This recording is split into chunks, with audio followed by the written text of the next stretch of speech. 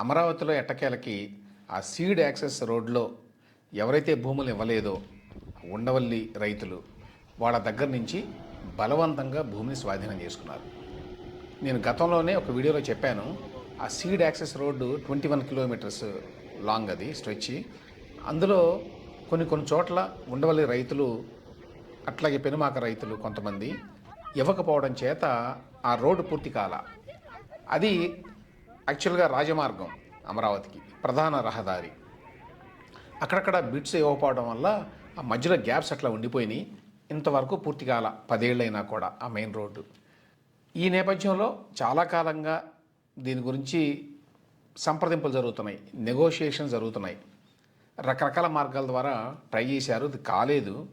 ఎప్పటికైనా సరే ఈ ల్యాండ్ని తీసుకోవాల్సిందే, మరొక మార్గం లేదు. అందువల్ల అక్కడ స్థానికంగా ఉన్న రైతులు, సిఆర్డీఏ అధికారులు, ఇంకా పైన ఉన్నటువంటి ప్రభుత్వ పెద్దలు మాట్లాడి దీనికి ఏదో విధంగా ఒక సొల్యూషన్ తీసుకురావాలి అని చెప్పి అన్నాను నేను గతంలో. కానీ అదేమీ సాధ్యం కాలేదు చివరికి. అందువల్ల ఈ ల్యాండ్ ఎక్విజిషన్కి నోటీసులు ఇచ్చారు గతంలోనే, అయితే ఇంప్లిమెంట్ చేయలేదు ఇప్పటివరకు.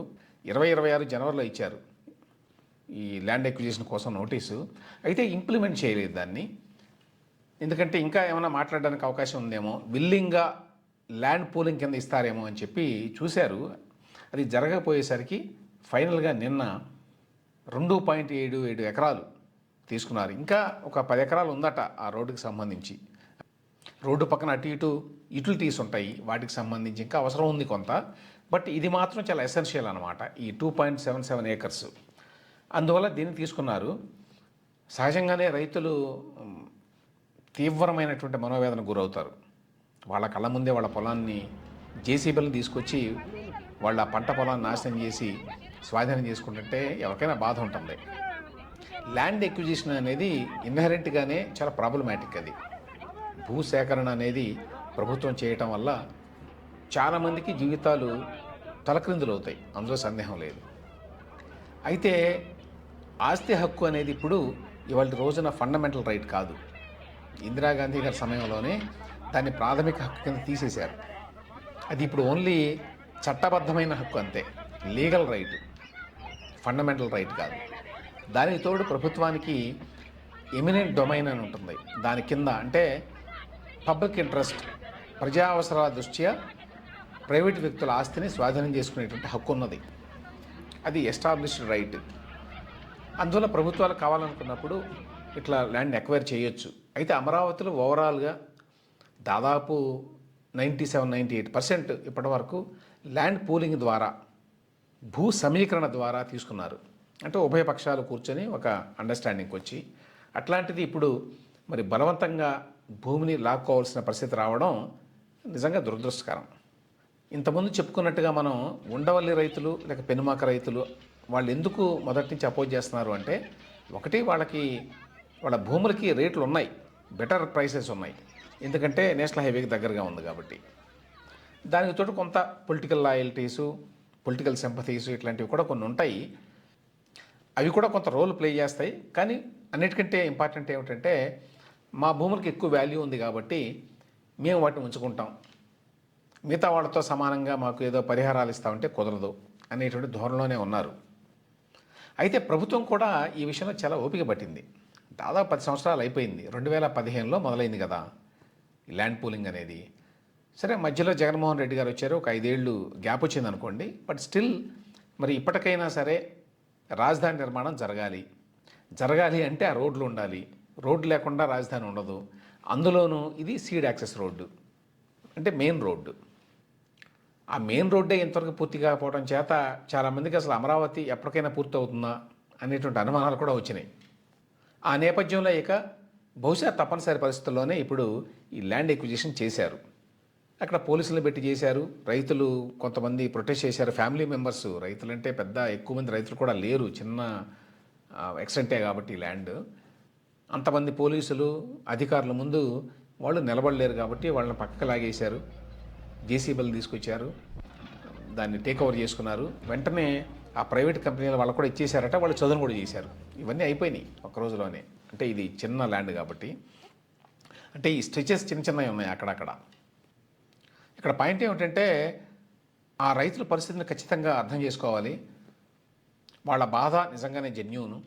అయితే అదే సమయంలో రాష్ట్రానికి అవసరమైనటువంటి రాజధాని నిర్మాణానికి తోడ్పడాల్సిన బాధ్యత కూడా వాళ్ళకు ఉంది. చాలా కాలం పాటు రెసిస్ట్ చేశారు. గవర్నమెంట్తో మాట్లాడుకొని ఇంకొంచెం ఎక్కువ కాంపెన్సేషన్ కావాలి అనేటువంటిది వాళ్ళ ప్రధాన డిమాండ్ కాబట్టి దానికి సంబంధించి మాట్లాడడానికి కొంత ప్రభుత్వం కూడా ముందుకొచ్చింది. కానీ కారణాలు ఏమైనప్పటికీ అది ఎంతకాలానికి తెగలేదు.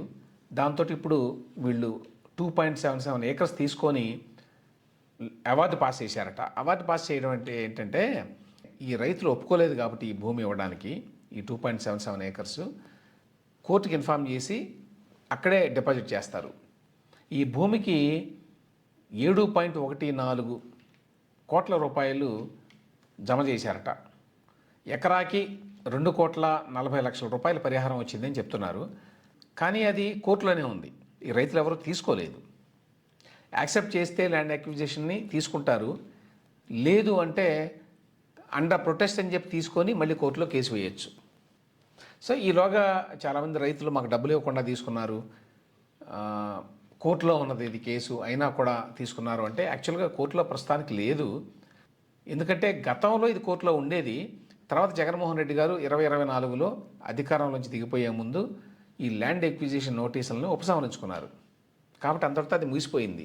ఇప్పుడు ఫ్రెష్గా ఈ ప్రభుత్వం ఇచ్చింది ల్యాండ్ ఎక్విజిషన్కి నోటీసు. దీని మీద ఎవరూ కోర్టుకు వెళ్ళలేదు అని చెప్తున్నారు ఇప్పటివరకు. దానివల్ల ప్రభుత్వానికి ఎటువంటి అడ్డంకి లేకపోయింది, వాళ్ళు టేక్ ఓవర్ చేశారు. ఇక ఎకరాకి 2,40,00,000 రూపాయల పరిహారం అంటే తక్కువేమీ కాదు. అయితే చాలామంది రైతుల వాదన ఏంటంటే మా భూమికి చాలా వాల్యూ ఉంది, ఎందుకంటే ఉండవల్లి, పెనుమాక ఇవన్నీ రోడ్డుకి దగ్గరగా ఉంటాయి, విజయవాడకి దగ్గరగా ఉంటాయి, కాబట్టి వాటికి డిమాండ్ ఎక్కువ, మాకు బయట మార్కెట్లో ఇంకా చాలా ఉంది అని చెప్తారు వాళ్ళు. అయితే వాళ్ళు ఆశించినంత ఏ ప్రభుత్వం కూడా ఇవ్వలేదు. కానీ వాళ్ళు కనుక బహుశా ల్యాండ్ పూలింగ్లో పార్టిసిపేట్ చేస్తుంటే ఇంకొంచెం బెటర్ ప్రాస్పెక్ట్స్ ఉండేవేమో. వెంటనే ఇవాళ రోజున అమరావతిలో పెద్దగా ల్యాండ్ ట్రాన్సాక్షన్స్ లేవు అనే మాట వాస్తవం. ఒక రకమైన స్తబ్దత నెలకొని ఉంది అక్కడ రియల్ ఎస్టేట్ రంగంలో. అయితే 1 సంవత్సరం తర్వాత 2 సంవత్సరాల తర్వాత పెద్ద ఎత్తున యాక్టివిటీ ఉంటుంది కాబట్టి అప్పుడు ఖచ్చితంగా డిమాండ్ వచ్చే అవకాశం ఉంది. అప్పుడు ఈ ఉండవల్లి, పెనుమాక ఆ ప్రాంతాల్లో ల్యాండ్కి ఇంకా ఎక్కువ రేటు వచ్చేది. అయితే ఈ రైతులు ల్యాండ్ పూలింగ్లో పాల్గొనకపోవడం వల్ల వాళ్ళకి రావాల్సిన 1000 గజాలు, 1200 గజాలు, లేకపోతే 1400 గజాలు ఎంతో డిపెండింగ్ ఆన్ ద ల్యాండ్ వస్తుంది రైతులకి. అది వచ్చి ఉండేది, వాళ్ళకి బెటర్ ప్రైస్ కూడా వచ్చి ఉండేది కొంచెం ఓపిక పడితే. ఏమైనప్పటికీ వాళ్ళు కోఆపరేట్ చేయడానికి ఇష్టపడాల ప్రభుత్వంతో, అందువల్ల బలవంతంగా లాక్కోవాల్సి వచ్చింది. ఇట్లా బలవంతంగా లాక్కున్నారని చెప్పి ప్రభుత్వాన్ని కూడా పూర్తిగా తప్పు పట్టలేము. ఎందుకంటే ఇది రాష్ట్రానికి అవసరమైనటువంటి పని, రాజధాని అనేది అందరికీ అవసరం. కాబట్టి ఎప్పటికైనా సరే ఈ భూమిని టేక్ ఓవర్ చేయాల్సిందే ప్రభుత్వం. కాకపోతే ఇది ఒక నెగోషియేటెడ్ సెటిల్మెంట్గా జరుగుంటే బాగుండేది. దీని మీద జగన్మోహన్ రెడ్డి గారు ఒక ఖండన ఇష్యూ చేశారు, ట్వీట్ చేశారు.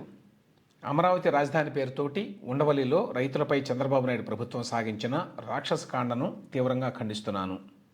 తమ కుటుంబాలకు జీవనాధారమైన కొద్దిపాటి భూములను ఇచ్చేది లేదని రైతులు స్పష్టంగా చెప్తున్నా వారి అభిప్రాయాల్ని, అభ్యంతరాలని కనీసం వినకుండా పోలీసులను మోహరించి బుల్డోజర్లతో పొలాల్లోకి దూసుకెళ్లి సాగులో ఉన్న పంటలను ధ్వంసం చేయడం అత్యంత దుర్మార్గం అని ఇంకా చాలా రాశారు. రాజధాని పేరుతోటి గతంలోనే 1000 ఎకరాలు తీసుకున్నారు, ఇంకా భూమి కావాలా మీకు, ఇట్లాంటివన్నీ రాశారు. ఇక్కడ సమస్య ఏమిటంటే అలా తీసుకోకుండా ప్రత్యామ్నాయం ఏమైనా ఉందా? జగన్మోహన్ రెడ్డి గారు ప్రతిపక్ష నాయకుడిగా, వైఎస్ఆర్సీపీ ప్రతిపక్ష పార్టీగా ఇదిగో ఇది కాదు కరెక్టు, ప్రత్యామ్నాయం సొల్యూషన్ ఏది అని చెప్పి ఏనాడైనా చెప్పారా? దాని పట్ల ఎటువంటి అవగాహన అయినా ఉందా మీకు?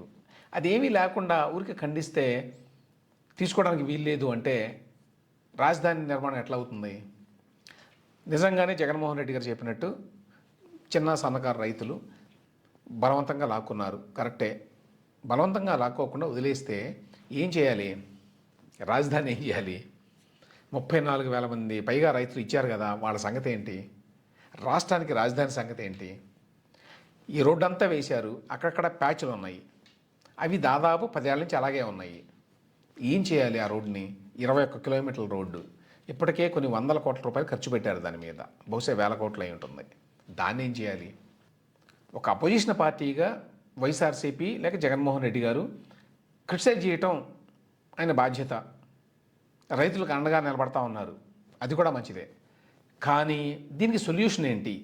ఇది కొంతమంది రైతులకు సంబంధించింది మాత్రమే కాదు, ఇది మొత్తం రాష్ట్రానికి సంబంధించింది. సో ఈ సమస్యకి సొల్యూషన్ ఏమిటి? దీనికి ప్రత్యామ్నాయం ఏమిటి? ఇక్కడ భూమి తీసుకోవద్దు, మరి ఏం చేయాలి? ఈ రైతులకు సంబంధించి ఈ 2.77 ఏకర్స్కి సంబంధించి ప్రత్యామ్నాయం ఏంటి అనే అంశానికి సంబంధించి ఒక్క నిమిషం కూడా ఆలోచించకుండా ఊరికే క్రిటిసైజ్ చేస్తూ ఒక లాంగ్ ట్వీట్ చేస్తే అంతటితో అయిపోయిందా? బాధ్యత తీరిపోయినట్టేనా? రెస్పాన్సిబుల్ అపోజిషన్ పార్టీ వ్యవహరించాల్సినటువంటి విధానం అది కాదు.